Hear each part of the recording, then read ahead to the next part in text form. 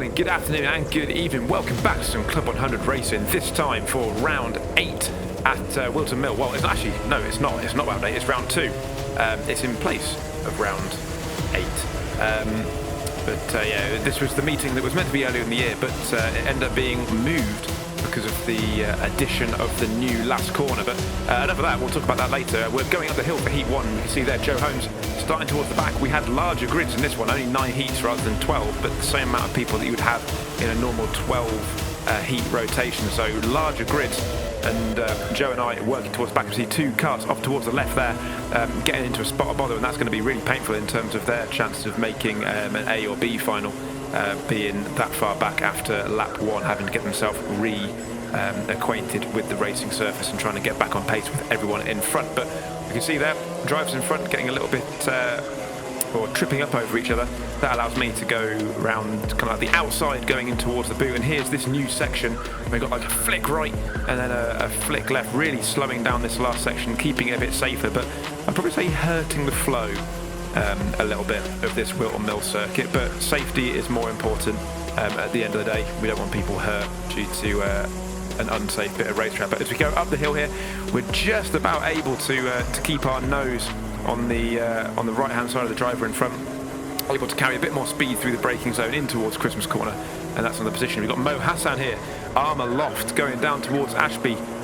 Problem there for him, and unfortunate, as we can see, it's getting all very fighty up ahead. I think that was Anwar going up the inside of a car, progressing his way towards the front in this race, and all that sort of squabbling has allowed me to catch up and possibly look at making some moves myself. Again, going through this last section where it would normally be a long flowing run that would end up being basically full throttle until this point in the track here.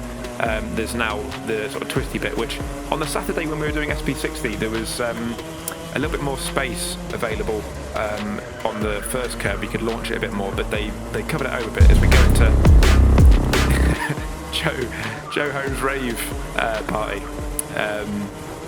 Yeah, I think he was telling me to get a bit of a hurry up on, and I didn't feel like he was quite alongside enough there to sort of give him the position, so I held it around the outside, but he'd end up finding a better run out of Ozier's and taking the position going through the boot anyway. But yeah, we'll see if we can hang on to Joe a little bit and see if he can pull us along, as we know he's very quick indeed. And I'd kind of be able to do that. You can see he's progressed a bit further down the road now. He went for the move on the driver that I'm currently behind and looking to try and make a move on as we go up towards Christmas, able to get that inside line, brake a little bit later and secure that position. Yeah, Joe got by the lap previous, and I wasn't quite close enough to be able to follow him through, and you can see there having to wait another lap has allowed him to get on down the road. As you can see here, he's already made another position that I now can't really capitalise on in terms of allowing him to do the hard work and myself just benefit from it. But a couple of laps later, again going up the hill, getting a good run off of Crook up the inside, and just letting the car run towards the outside, so it seals that move off, and that would be another position gained in this first heat, and a P6 in the end, moving in towards race number 2, or heat number 2 rather, where I would now start on the front row alongside Joe. We had our back start together, we've got a front start together, and I'm there peering at his right foot, looking to try and time it right so that I can get a good launch off the line and not be dropping straight away. Just round the outside, a little bit of contact but nothing too much, and the camera angle didn't quite show it, but Joe was able to kind of like put me just wide enough that going into the right-hander of Crook, I wasn't able to maintain the same kind of speed as he was. And you can see as the camera pans back round, there's just already a reasonable gap opened up, and I end up having to go defensive into Christmas, whereas Joe didn't. He was able to take pretty much the normal racing line, and that was a good advantage for him, as you can see that gap through the infield hasn't changed too much, and we're settled in here to second place in heat number 2, which if I can keep, I'll be very happy indeed. We can see a little bit of place shuffling behind us, tiny little gap, and I'll be looking to manage it for the race going forwards, and pretty much did as we move on to what will be the penultimate lap, going on to the last lap now.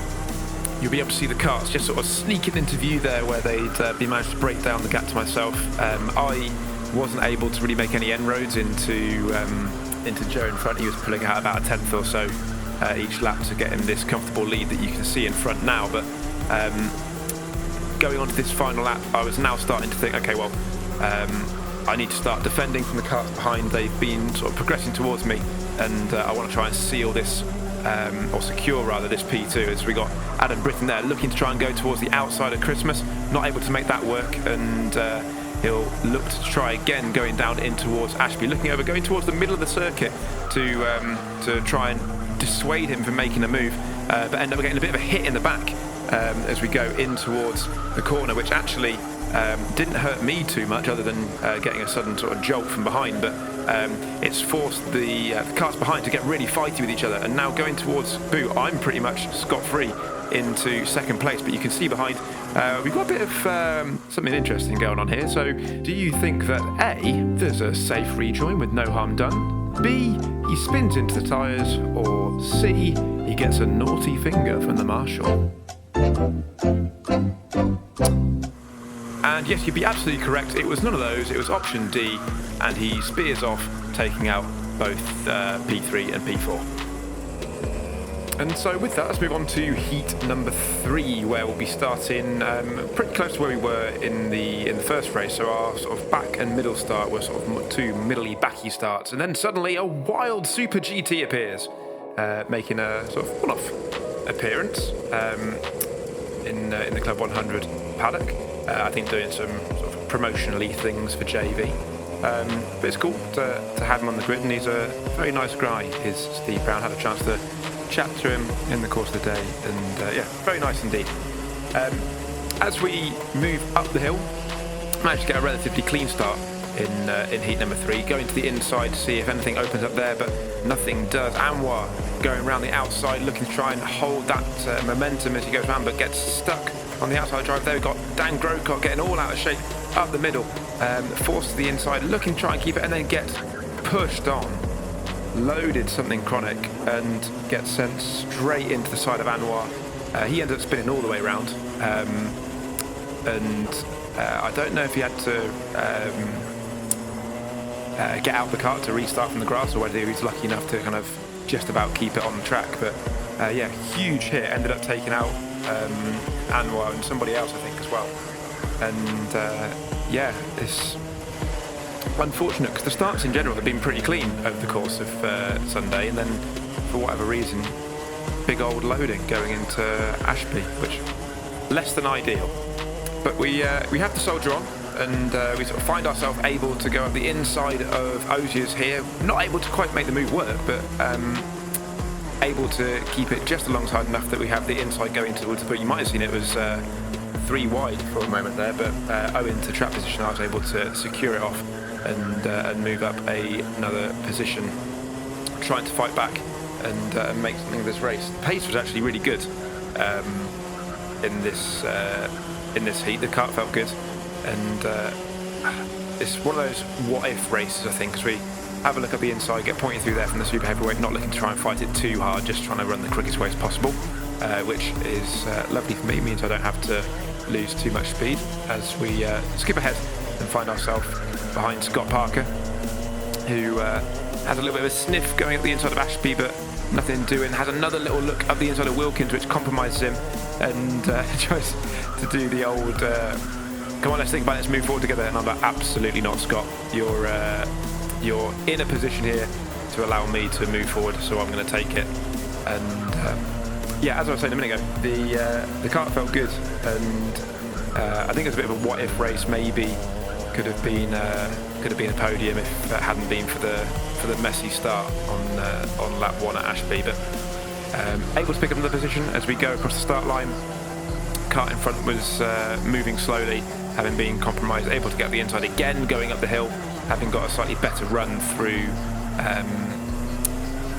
Crook, the second corner, the right-hander, and that would be another couple of positions. Although maybe that first one on the start-finish straight might have been a back marker, because I think I just caught view of some blue flags coming from the marsh post at Christmas. Either way, it was good progress forward as we have a look at the inside of Jonathan Whilton going into Wilkins. He's able to get a decent cutback though, looking at the inside of Osiers, running side by side, tiny little bit of contact but nothing untoward, and I was able to get a little bit of a better drive off of Osiers, which means that Johnny has to tuck in behind us there, and that's another position for me, which would take us on towards the last lap as we go underneath the gantry here. You can see final lap being shown on the digi flag. We've got a bit of a gap to the kart in front if we want to try and get one more position, and we end up trying to push as hard as possible through the course of this lap. You can see yellow flags there, so we wouldn't have been able to make an overtaking move through Osiers even if we were in a position to. But coming towards Boot, getting a bit of a run, looking at the inside, but the driver in front just able to brake right on the limit going into the corner, meaning I couldn't use that momentum to get out the inside. But going through the last corner, makes a mistake, able to get out the inside, race to the line, jumping in the seat to try and get a little bit more momentum, but nothing happening. I think that would end up being maybe only a couple of hundredths of a second away from finishing fourth. But fifth will do, and that'll put us ninth on the finals grid. Slotting in behind Adam Nadder, who's managed to forget his helmet this weekend. Earlier on in the season, he's forgotten everything to do with his race suit and helmet, and this weekend he's managed to go slightly better and just forget the helmet. So we'll tuck him going up the hill. We've got Alex Pritchard coming out of nowhere on the outside, seeing if he can make it work, but not able to that time. And I think we've made some positions off the start, maybe help position. What were they? 1, 2, 3, 4, 5, 6, 7, 8. Yeah, we made a position off the start, so yeah, go me. Have a quick look behind. We can see it's relatively clean. The A final start. There's a little bit of separation happening between some of the drivers, but everybody's still very much in a good position to make the most out of this race. So we've got to keep our eyes forward, see if we can continue on. We can see Adam Nadder there making the move on Dominic Valance, I think that is, in the blue helmet, and progressing himself forward. We try and catch up with Adam. He's currently in front of us in the championship, and if we want to try and keep it close going into the last couple of rounds, desperately need to try and catch up. You can see there, not the best run through the first couple of corners. A bit of a gap's opened up, but defensive driving happening in front of us, which is going to slow them down, help me catch up a little bit through Christmas. Side by side, a little bit of touching, and then taking the curb there, driver in front, meaning that their momentum was hurt quite significantly, and I was able to get up the inside going into Ashby. Skipping ahead onto the very next lap, we're coming up the hill. We've got Dominic going defensive again, going into the first corner. It's not the first corner at all, it's the third corner, into Christmas. So I had to kind of follow, because I kind of felt like the drivers behind were close. If I'd have gone the normal racing line, they'd have just lunged me going into Christmas, but it doesn't really matter. We get moves set up the inside of us going into Ashby regardless. We've got Anwar on the outside there, who's got a rocket start started further down the grid after that Heat 3 disaster that we unfortunately had a part to play in, albeit not a mistake of our own. And really good drive, considering he was on the outside, able to still make the move going into Osiers. So on a bit of a charge there is Anwar making another move up into Christmas, which slows the drivers down in front of us. And I'm looking to see if I can make something of it. Not able to carry momentum around the outside, and it gives just enough time there for Dominic to put himself in position to stop a possible move going into Ashby, and that's me trapped again, not doing particularly well at making assertive moves in this A final, trying to progress forward. We've seen Adam do it, Anwar do it, and at this point I am not doing it, which desperately need to work on. I also need to work on working out whether or not the kart's good enough to run in the A final. I swapped this one, and as it turned out, the one I swapped was the fastest kart in the B final. In my defence, it felt awful on the on the first lap. I was losing considerable kart lengths to Joe in the warm-up as we have to look at the inside of Dominic, but nothing doing there. And yeah, not ideal, but that sniff up the inside of Christmas has put me in a compromised position going down towards Ashby, and Alex Pritchard able to send it up the inside and take that position off my hands, which starting to move backwards now, having had a decent start to the race, starting to move backwards, which isn't ideal. But if we can try and tuck onto Alex, we know he's an assertive driver, and if he is in position to make a move, it could well be that we are in position to follow him through.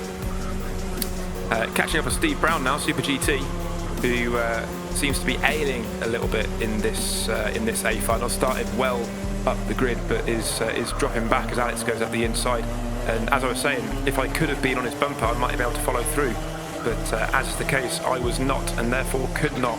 As maybe could have had a little bit of a sniff going to Ashby, but didn't feel like I quite had the run, nor had the confidence to put it up the inside and make the move successfully and cleanly. So choose to stick behind for the time being and see if we can either push Steve along if it turns out he's got the pace to keep up with Alex, or possibly work out where I can make the move and progress sticking on Alex's bumper to see if we can catch up with the group in front, which seems to be separated now as we move into the second half of the race for sure now. And pace will have to pick up if anything's going to happen. Getting a good run here, going up the hill, having to think about it, but deciding against it through Boxing Day, seeing if we can keep the momentum in there. You can see carrying a bit better momentum through this, or a better pickup in the mid-range from the car I was running compared to Steve. And that's a move on Super GT. So like, comment, subscribe, ring the bell, do all the sharing things for a move on Super GT, which was purely through skill and nothing to do with an unfortunate kart draw. But you can see through making that move, the gap to Alex has opened up that little bit. It's really costly, especially in Club 100 racing. Whenever you make that overtaking manoeuvre, it does hurt your momentum quite considerably, and trying to catch back up the guys in front can sometimes take a while. But as we come off Osiers, we've got side by side between Alex and the driver to our right, and there was only ever one car I was going to pick there to bump through and try and follow, and it was going to be Alex. So that's what we chose to do. Gave him the push down the straight, followed through, going into the boot. Thank you very much. That's a position gained for us. Now you can see the gap to Dominic in front is wide but closing. You can see there Alex giving us the signal for, come on, let's go get him, push me along, and we'll see what we can do. And that's exactly what you need to do at this stage in the race in karting. There's absolutely no point squabbling over this lower position when you can see the one in front. And all of the hand signals from Alex at the moment as we try and reel him in with his fishing line. Unfortunately, there's a few corners where I didn't quite have the same drive off and wasn't able to push Alex down the straight as much as I would have wanted to. But here, we're coming on to the last lap. We're getting so close, and we'll see what we can do as we get a decent run through the first couple of corners, able to push Alex through Oblivion, and then we're in good position, really close. We can see it as we come up towards Christmas. Big, deep break in, getting sideways, getting that rotation on the brakes there from Alex, able to follow through, give him a little tap as we go through Boxing Day and through Inkermans down towards Ashby, not wanting to get too close here.